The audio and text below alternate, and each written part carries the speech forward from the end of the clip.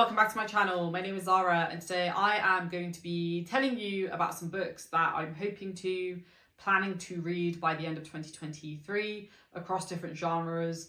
And this is not including buddy reads or any arcs that I'm expecting to get or anything like that. This is just books that I already own, I already have on my bookshelves. They're already in my room, kind of ready to go depending on when the mood strikes. So let's jump into the fantasy books that I have on my list.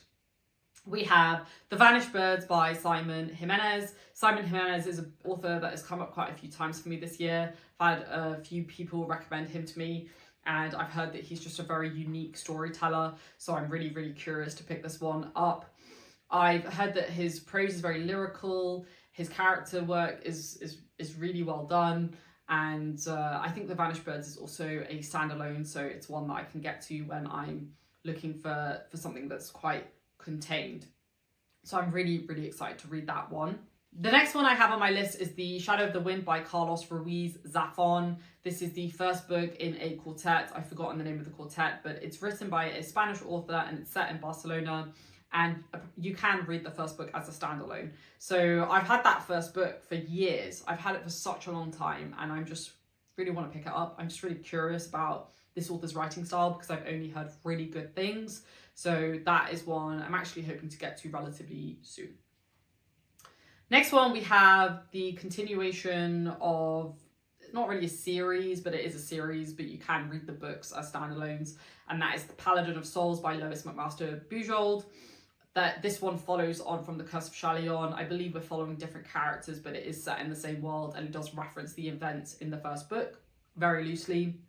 And I've been wanting to get to this one for a while. The only reason why I've put it off is because I've heard pretty mixed things, to be honest, generally negative things about this book. I've heard it's not as good, nearly as good as the first one, so it's just not been a priority, to be completely honest, but I would really like to get to it because I do think Bujold is an absolutely exceptional writer, and I'm just really curious to see how her writing at least develops in the second book. Next, we have the Engineer Trilogy by KJ Parker. I'll be reading one book a month later on this year and for Q4, so I'm really looking forward to that. I haven't read Parker's series yet, and this will be my first one, so I'm really looking forward to that.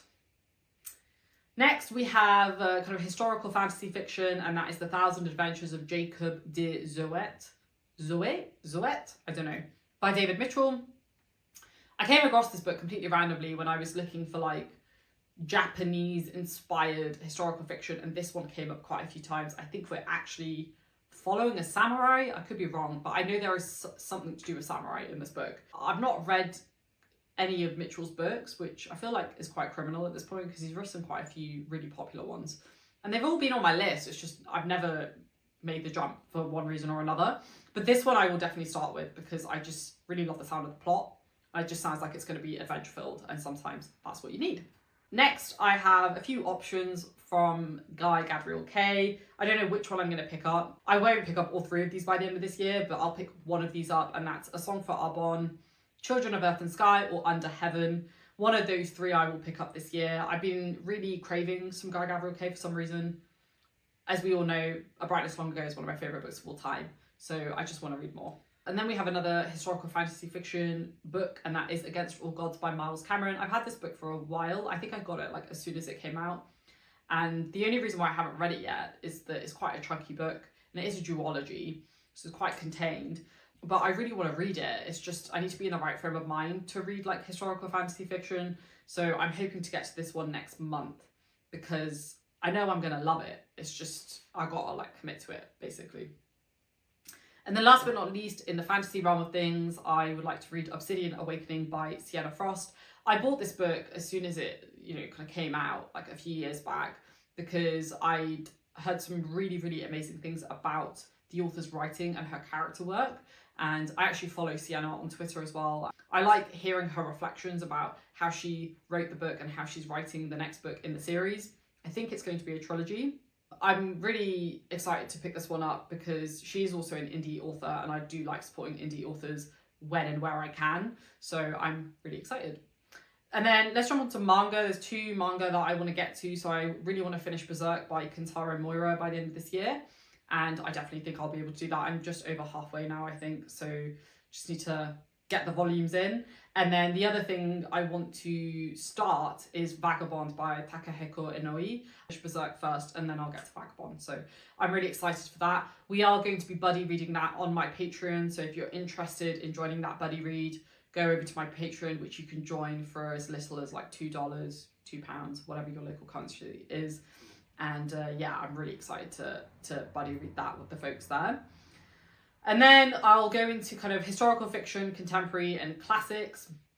We've got a few. So the first one is a Japanese translated fiction, and that is called Out by Natsuo Kireno. This is a book about a group of women who basically murder one of the women's husbands, and it's about like them trying to cover it up. It's meant to be really, really, really good.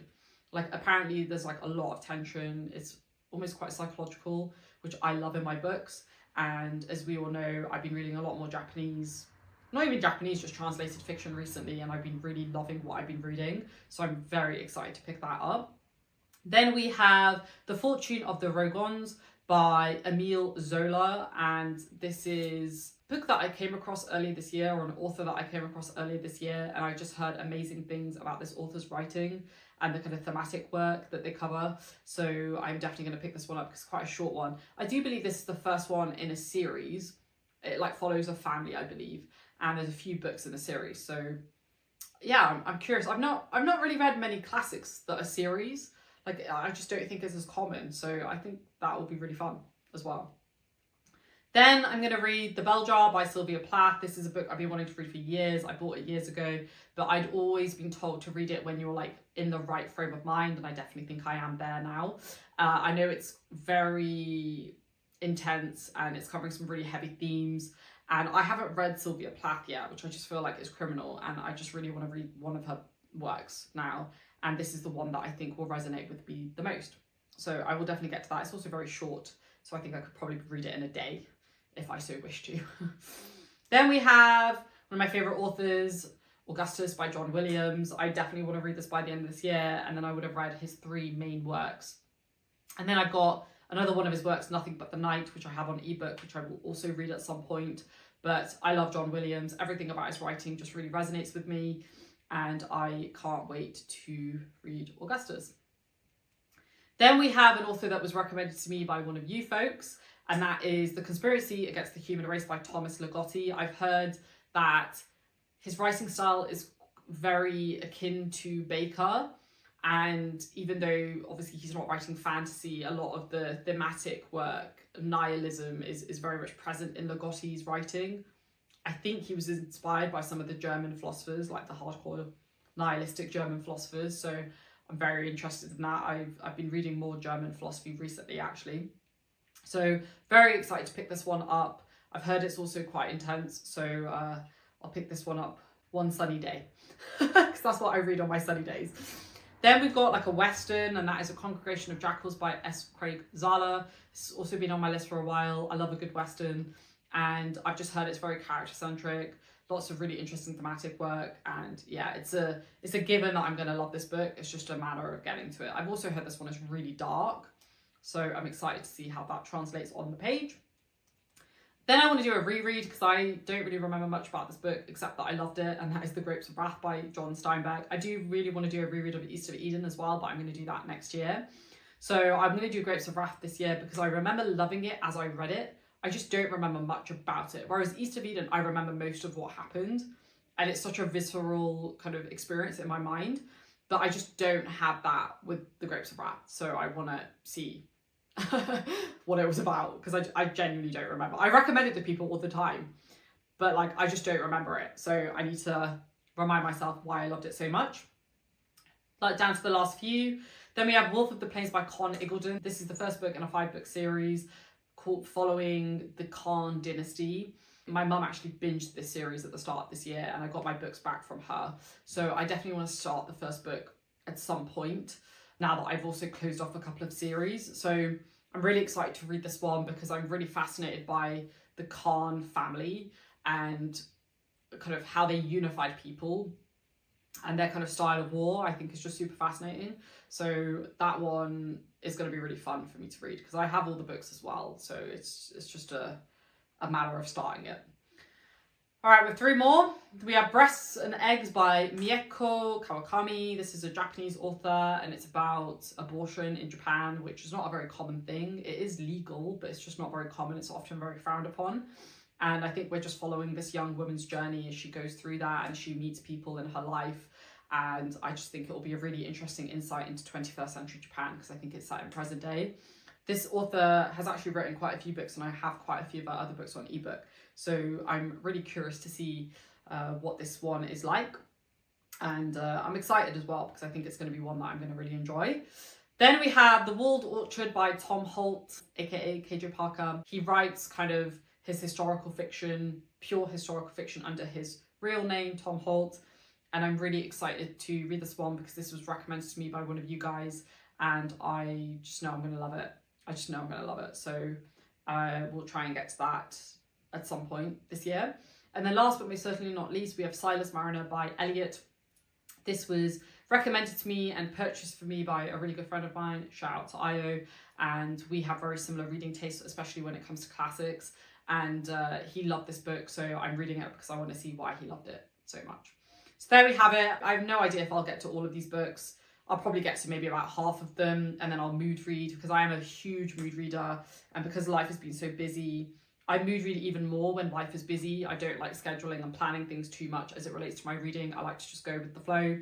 And so, yeah, I think I'll get through a decent amount of these. I don't know if I'll read every single one, but if you do have any recommendations or if you are planning to read any of these books this year, let me know. I'd be open to buddy reading any of these with any of you folks. And if you do want to join the Vagabond Manga buddy read, then definitely consider joining my Patreon as well because we have a lot of fun over there. And I think it's going to be really fun to read the manga together.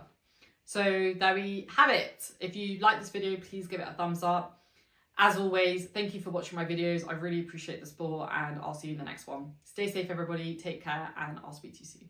Bye.